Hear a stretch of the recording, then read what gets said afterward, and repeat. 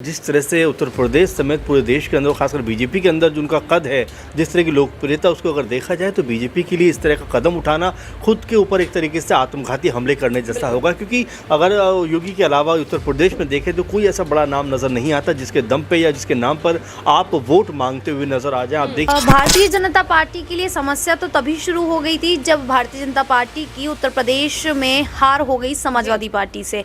अब उसके बाद समाजवादी पार्टी अगर इस तरीके से बयान दे रही है तो वो तो देगी, वो विपक्षी पार्टी है और उनका काम है ये, तो इस तरीके से अखिलेश यादव बयान देते रहेंगे। और इस बीजेपी का टूटना इतना आसान नहीं उत्तर प्रदेश के अंदर। भले ही देखिए नाराजगी हर पार्टी के अंदर होती है, हर दल के अंदर होती है, लेकिन बीजेपी जिस मजबूती के साथ में अपने नेताओं को लेकर चलती है वो अपने आप में काबिल तारीफ है। कि बहुत सारे नेता नाराज तो होते, देखिए शिवराज सिंह चौहान नाराज थे, वसुंधरा राजे नाराज थे और तमाम सारे नेता नाराज थे, लेकिन नाराज होने के बावजूद भी बीजेपी का वो हिस्सा बने हैं और बने रहे हैं। क्या इस बार उत्तर प्रदेश में भारतीय जनता पार्टी की सरकार गिरने वाली है? क्या योगी आदित्यनाथ से बीजेपी आलाकमान इस्तीफा मांग रहा है? ये वो बड़े सवाल हैं जो लगातार खड़े हो रहे हैं जब से इस बार के लोकसभा चुनाव में भारतीय जनता पार्टी की करारी हार हुई है और समाजवादी पार्टी ने 37 सीटों पर जीत दर्ज की। अब लगातार चर्चाएं इस बात पर तेज हैं कि अखिलेश यादव इस बार के लोकसभा चुनाव में 37 सीटों पर जीत दर्ज कर चुके हैं, तो आने वाले यूपी के उपचुनाव में और उत्तर प्रदेश के 2027 के विधानसभा चुनाव में आखिर क्या रणनीति बना रहे हैं। हाल ही में आपको बता दें कि उत्तर प्रदेश में समीक्षा बैठक हुई थी। ये समीक्षा बैठक चर्चाओं में थी क्योंकि प्रधानमंत्री मोदी और अमित शाह इस समीक्षा बैठक में कहीं ना कहीं पहुंचे थे। बातचीत की गई थी योगी आदित्यनाथ से और बीजेपी की यूपी में हार की बड़ी वजह कहीं ना कहीं गाली गई थी। लेकिन चर्चाओं में इसलिए आई क्योंकि इस समीक्षा बैठक में दोनों ही डिप्टी सीएम यानी केशव प्रसाद मौर्य और ब्रजेश पाठक नहीं पहुंचे। अब लगातार इस बात पर कहीं ना कहीं जो चर्चाएं हैं वो तेज है कि केशव प्रसाद मौर्य जो है वो बगावत कर सकते हैं। जी हां, केशव प्रसाद मौर्य अगर भारतीय जनता पार्टी से बगावत करते हैं तो अखिलेश यादव की ओर अपना रुख मोड़ेंगे। हाल ही में केशव प्रसाद मौर्य के पास बड़ा प्रस्ताव आया था अखिलेश यादव की ओर से कि आप 100 विधायक लेकर आइए और हमारे साथ हमारी पार्टी में शामिल हो जाइए। लेकिन अब सवाल लगातार इस बात पर उठ रहे हैं कि क्या उत्तर प्रदेश में केपी मौर्य वो बड़ा चेहरा बनेंगे बीजेपी में अंतरकलह का? इसी मुद्दे पर चर्चा करेंगे। हमारे साथ अमन सर मौजूद हैं। सर, क्या स्थिति देख रहे हैं? देखिए, केशव प्रसाद मौर्य अगर कहीं ना कहीं अंतरकलह करते हैं, बड़ी वजह अगर कहीं ना कहीं बनेंगे आने वाले समय में बीजेपी की हार की। पहले ही भारतीय जनता पार्टी की आप स्थिति देखें उत्तर प्रदेश में खराब है। केशव प्रसाद मौर्य अगर दल बदलते हैं, 100 विधायक लेकर आइए, हमारे साथ सरकार बना लीजिए, और वहीं केपी मौर्य का बड़ा बयान कि संगठन की सरकार जो है, संगठन जो है वो सरकार से बड़ा है। कैसी स्थिति देख रहे हैं? देखिए, उत्तर प्रदेश में अगर हम देखें तो लगातार सीएम योगी को एक तरीके से कहें कि उनको उनके ऊपर प्रेशर बनाने का प्रयास किया जा रहा है, उनको दबाने का प्रयास किया जा रहा है। लेकिन देखिए, सीएम योगी का जिस तरह से उत्तर प्रदेश समेत पूरे देश के अंदर खासकर बीजेपी के अंदर जो उनका कद है, जिस तरह की लोकप्रियता उसको अगर देखा जाए तो बीजेपी के लिए इस तरह का कदम उठाना खुद के ऊपर एक तरीके से आत्मघाती हमले करने जैसा होगा। क्योंकि अगर योगी के अलावा उत्तर प्रदेश में देखें तो कोई ऐसा बड़ा नाम नज़र नहीं आता जिसके दम पे या जिसके नाम पर आप वोट मांगते हुए नजर आ जाए। आप देखिए 2017 में भले ही केशव प्रसाद मौर्य सीएम पद के लिए सबसे बड़ा चेहरा थे, लेकिन जिस तरह की लोकप्रियता योगी की थी उनके सामने केशव प्रसाद मौर्य का कोई भी दूर अता पता नहीं था। इसी मद्देनज़र बीजेपी के आलाकमान ने योगी जी को दिल्ली बुलाया, वहाँ पर उनके साथ बातचीत की और उनको सीएम बना दिया। तो उसके बाद से लगातार जो योगी की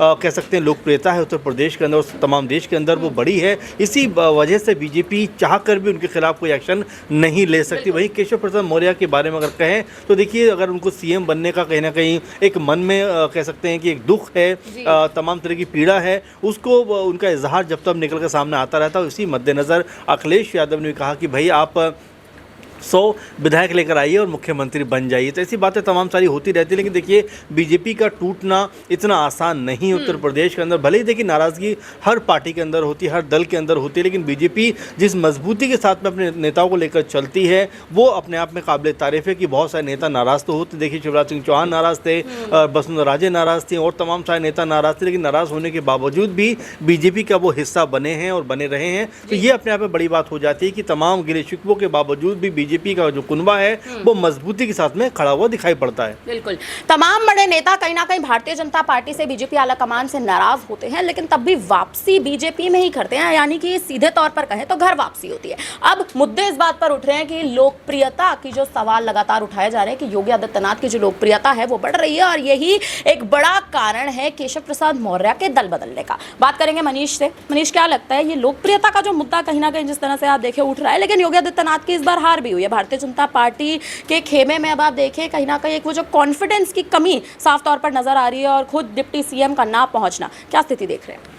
जी बिल्कुल, देखिए आश्रुति, काफ़ी लंबे अरसे से देखा जा रहा है कि केशव प्रसाद मौर्य और सीएम योगी आदित्यनाथ के बीच यहाँ पर कहीं ना कहीं मनमुटाव चल रहा है और जिसके चलते कहीं ना कहीं उत्तर प्रदेश में लोकसभा चुनाव के दौरान भारतीय जनता पार्टी को बड़ा झटका लगता हुआ नजर आया। पिछले लोकसभा चुनाव में 62 सीटें, इस लोकसभा चुनाव में महज 33 सीटों पर भारतीय जनता पार्टी सिमटती हुई नजर आई। लेकिन देखा जा रहा है कि अब सोचने का यहाँ पर विषय बनता हुआ नजर आ रहा है, क्योंकि जिस तरीके से उत्तर प्रदेश की राजनीति में भूचाल आया हुआ है और भारतीय जनता पार्टी की स्थिति जो है खराब होती जा रही है। और ऐसे में अब अगर दोनों ही डिप्टी सीएम और सीएम दोनों ही साथ नहीं चलेंगे, एक साथ होकर नहीं चलेंगे, तो आने वाले समय में भारतीय जनता पार्टी को इसका काफ़ी बड़ा खामियाजा उठाना पड़ सकता है। और देखा जा रहा है जिस तरीके से केशव प्रसाद मौर्य के लिए अखिलेश यादव यहाँ पर दावे करते हुए नजर आए कि वो दल बदल सकते हैं। अखिलेश यादव यहाँ पर ऑफर भी देते आए कि 100 लाइए और सरकार बनाइए। तो ऐसे में अब वाकई देखना दिलचस्प होगा कि आने वाले समय में केशव प्रसाद मौर्य किस तरीके से यहाँ पर अपना फैसला लेते हैं, क्या कुछ यहाँ पर कदम उठाते हैं और यहाँ पर क्या वाकई सीएम योगी आदित्यनाथ और केशव प्रसाद मौर्य के बीच जो मनमुटाव है वो आगे भी जारी रहेगा, या फिर